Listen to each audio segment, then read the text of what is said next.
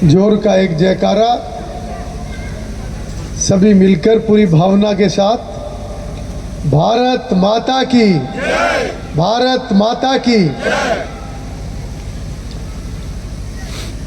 आज ward number 3 नगर निगम क्षेत्र जो कि घरोंडा विधानसभा में पड़ता है, इसमें विकसित भारत संकल्प यात्रा पहुंची है। मैं आप सब की तरफ से, सभी वार्डवासियों की तरफ से देश के माननीय प्रधानमंत्री श्री नरेंद्र मोदी जी की इस यात्रा का दिल की गहराइयों से स्वागत और अभिनंदन करता हूं। ये यात्रा मोदी जी की और मनोहर लाल जी की सरकारों की जितनी भी योजनाएं हैं, उन सभी योजनाओं को घर घर पहुंचाने के संकल्प के साथ हर गांव, हर वार्ड में जा रही है। आज हमारे लिए ये खुशी का मौका भी है क्योंकि ये लगभग 100वां प्रोग्राम आज हमारी घरोंडा विधानसभा का है। आज सारे गांव, जितने हमारी पंचायतें हैं, घरोंडा शहर, सबको कवर करते हुए आज ये यात्रा यहाँ पर पहुँची है। और बहुत अच्छे कार्यक्रम, लगभग 30 नवंबर को हमने ये कार्यक्रम शुरू किए थे और 30 नवंबर से आज 24 जनवरी लगातार ये कार्यक्रम चले हैं। 15 को शायद 3 या 4 दिन का बीच में गैप रहा होगा। 2-3 कार्यक्रम लगभग रहे हैं। और एक और खुशी की बात यह है कि बहुत सारे लोगों का मौके पर काम हुआ है। 50-60 से लेकर 250 तक लोगों का एक कार्यक्रम में मौके पर काम हुआ है। और मैं समझता हूं कि ये प्रधानमंत्री जी की गंभीरता और संकल्प, डबल इंजन की सरकार, मुख्यमंत्री मनोहर लाल जी की अंत्योदय के प्रति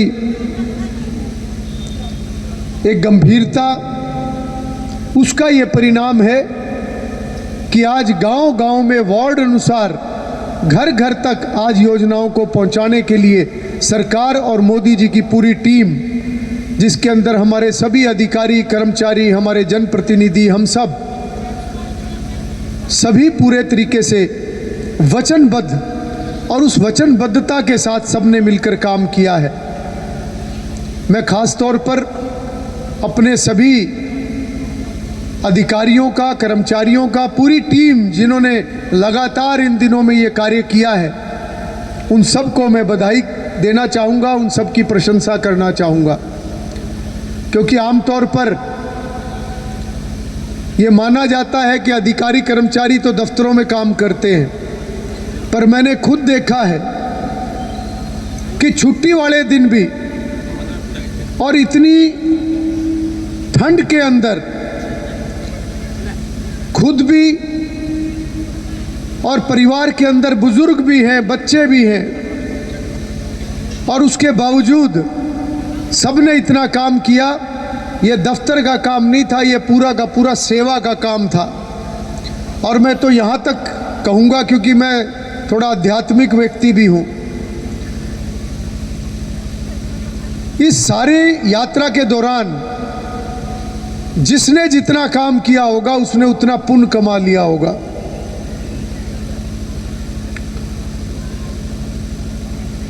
मैं 10-12 दिन पुरानी एक बात मुझे बार बार याद आती है। ऐसे 15-20 घटनाएं जिन्होंने हमें हिलाया। आज भी मैं अभी डबरकी गांव से आया था। एक 84 वर्ष के एक बुजुर्ग, एक ही बेटी, वो विधवा, और वो बुजुर्ग जो हैं उनको एक बीमारी, उनके सारा शरीर उनका लगातार बहुत बुरी तरीके से कांपता है। और उनको अभी तक किसी योजना का लाभ नहीं मिला था। आज जब हमारी टीम ने मिलकर, जब सब लोग काम में लगे हुए थे, तो वह बुजुर्ग सबसे पीछे बैठे हुए थे और जब उनके कागज़ देखे, उनका चेक किया, तो कोई भी योजना का लाभ अभी तक उनको नहीं मिला था। आज उनको लगभग सभी योजनाओं का मौके पर ही उनके सारे काम हुए हैं। एक दो चीज़ें बची हैं जिसके लिए गांव के एक दो साथियों ने जिम्मेवारी ली है कि वो कागज़ों को पूरा करेंगे और उसके बाद वो भी काम उनके पूरे होंगे। 10-12 दिन पहले नगला मेगा गाँव में शाम का कार्यक्रम था। कार्यक्रम ख़त्म होते होते अंधेरा हो गया और जब वो कार्यक्रम ख़त्म हुआ तो मैं बाहर निकलने से पहले लोगों से मिलते हुए मेरी नज़र बार बार 2 छोटे बच्चों के ऊपर पड़ी। वो लगातार एक कोने में खड़े होकर मेरी तरफ देख रहे थे। मैंने अपनी टीम को उनके पास भेजा। मैंने कहा, ये बच्चे ज़रूर कुछ कहना चाहते हैं, जाके पूछो ये क्या कहना चाहते हैं। और जब उन बच्चों के पास हमारी टीम गई तो उन्होंने कहा कि हमें अंकल से कोई बात करनी है। वो मेरे पास लेकर आए। अंधेरा हो चुका था, 2 बच्चे थे, 5 साल का लड़का, 7 साल की लड़की, हाथ में एक कागज़।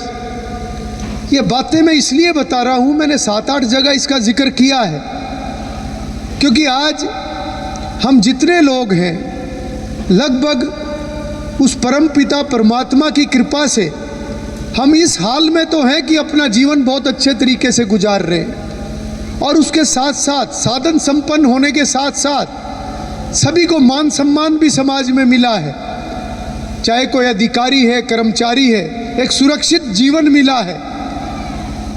बच्चों को कम से कम चिंता नहीं, हमें बच्चों के भविष्य की चिंता नहीं, मगर हमारी जिम्मेवारी है समाज के उस अंतिम व्यक्ति की चिंता करना जिसको अभी तक कुछ मिला नहीं और कुदरत की मार उसके ऊपर पड़ी है। आज तक अगर उनको सरकार की योजना का लाभ नहीं मिला तो मैं समझता हूं कि कहीं ना कहीं हमें अपनी जिम्मेवारी निभाने में कहीं ना कहीं कमी रही है।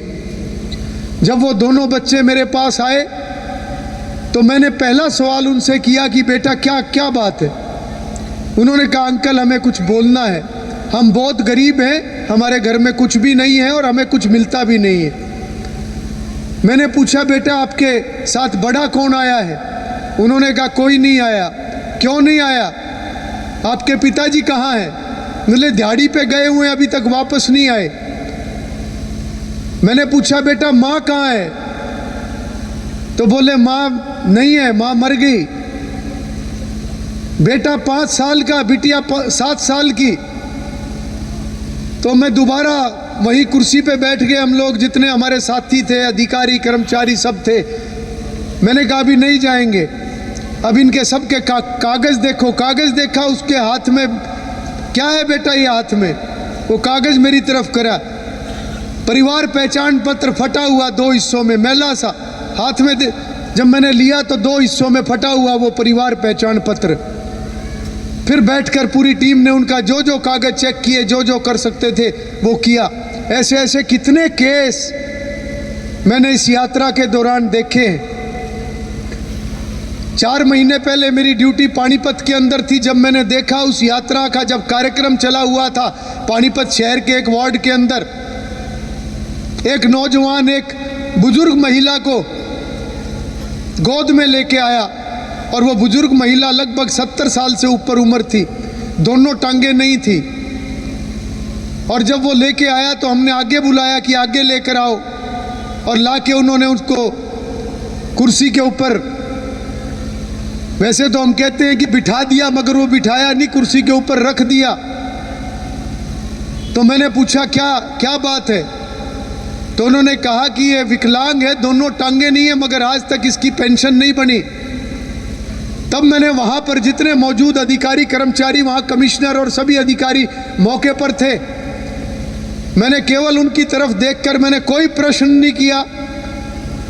जितने जिम्मेवार लोग थे, मैंने केवल एक बात कही कि अगर इन माता जी की भी आज तक पेंशन नहीं बनी तो किसी को भी अधिकारी कर्मचारी या विधायक रहने का कोई अधिकार नहीं है, अगर पूरी व्यवस्था की नज़र आज तक इनके ऊपर नहीं पड़ी है। मैं धन्यवाद करता हूं प्रधानमंत्री नरेंद्र मोदी जी का और मुख्यमंत्री मनोहर लाल जी का, जिनकी ये संवेदनाएं हैं कि समाज के अंतिम व्यक्ति तक पहुंचना है, समाज के अंतिम व्यक्ति तक पहुंचकर उनको सरकार की योजनाओं का लाभ पहुंचाना है। हम इस बात को जानते हैं कि कभी किसी व्यक्ति को जब योजना का लाभ मिलता है तो केवल कुछ कठिनाइयां उनकी कम होती है, सारी कठिनाइयां दूर नहीं होती। जीवन तो बहुत कष्ट भरा है, बहुत कठिनाइयों वाला है, परंतु हम किसी के जीवन की कोई कठिनाई कम कर सके इतनी जिम्मेवारी हम सब की मिलके बनती है, चाहे हम किसी भी रोल में हैं या किसी भी जिम्मेवारी पर हैं। इतनी बात मैं जरूर कहना चाहूँगा। यहाँ पर आने पर आप सब ने बहुत मान सम्मान किया। जब मैं स्टॉल से चलते हुए आ रहा था, मैंने सभी विभाग के सभी स्टॉल चेक करे। स्वास्थ्य विभाग, आयुष विभाग, दवाई देना, सबका चेकअप करना, ये हर गांव में सरकार की योजना। कितने बीपीएल कार्ड नए बने, सबको 5 लाख का मुफ्त इलाज।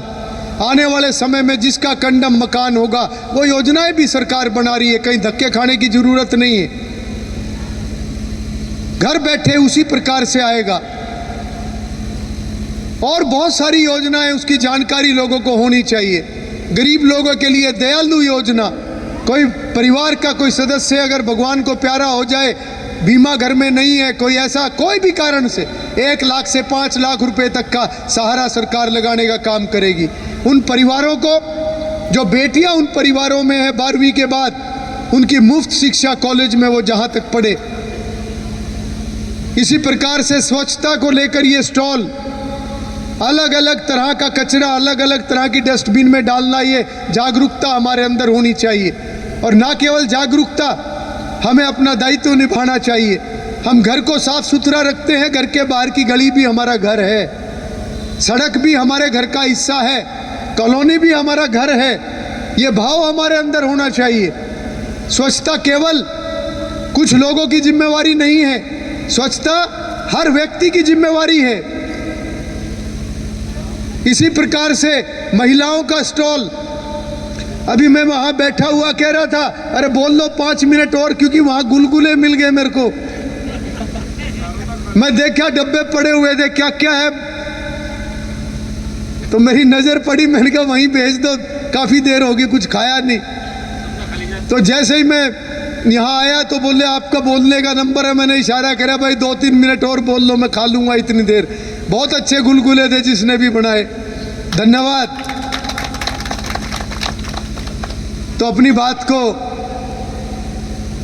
खत्म करते हुए आपको इस बात की भी बधाई दूंगा कि परसों जो राम मंदिर का निर्माण, रामलला की प्राण प्रतिष्ठा, राजा राम अपने महल में वापस आए 500 साल के बाद, इतना लंबा संघर्ष, और आज प्रधानमंत्री नरेंद्र मोदी जी का ये संकल्प है कि जब हमारी देश की आज़ादी के 100 साल पूरे हो जाएंगे तो हमारा देश विकसित राष्ट्रों की सूची में आना चाहिए। इसका मतलब है कि पूरा विकास, मजबूत व्यवस्थाएं, कोई गरीब ना हो, हर व्यक्ति अपने पैरों पर खड़ा हो। ये कब होगा? जब हम सब मिलकर ये संकल्प लेंगे कि हम अपनी अपनी जिम्मेवारियों को ईमानदारी से निभाने का काम करेंगे, तब ये संभव होगा। राम मंदिर का निर्माण एक हमारे आस्था के साथ साथ हमारे आत्मसम्मान का विषय भी है। 1000 साल की गुलामी में पहले मुगलों ने देश को लूटा, फिर अंग्रेजों ने देश को लूटा, और ना केवल लूटा, हमारी प्राचीन संस्कृति को तहस नहस करने का काम किया। 22 तारीख एक ऐसी दीपावली जो पूरे भारतवर्ष ने मनाई, हर भारतीय ने मनाई, क्योंकि 14 वर्ष का जो वनवास था, ये 500 वर्षों का वनवास है। आज हम किसी भी धर्म से ताल्लुक रखते हैं, कोई भी ग्रंथ हम उठा के देख लें, भगवान राम का उसके अंदर जिक्र होगा, मगर दुर्भाग्य कि गुलामी का वो कालखंड, उसने हमारी प्राचीन संस्कृति का बहुत नुकसान किया है।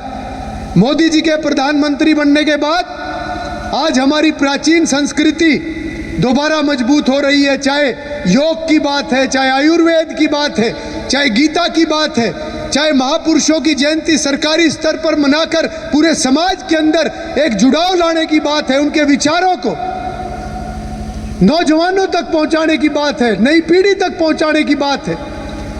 क्योंकि केवल विकास हमारा उद्देश्य नहीं है। विकास के साथ साथ व्यवस्थाएं मजबूत हो, समाज के अंदर एक अच्छे विचार महापुरुषों के जाएं, बच्चों के अंदर अच्छे संस्कार हो।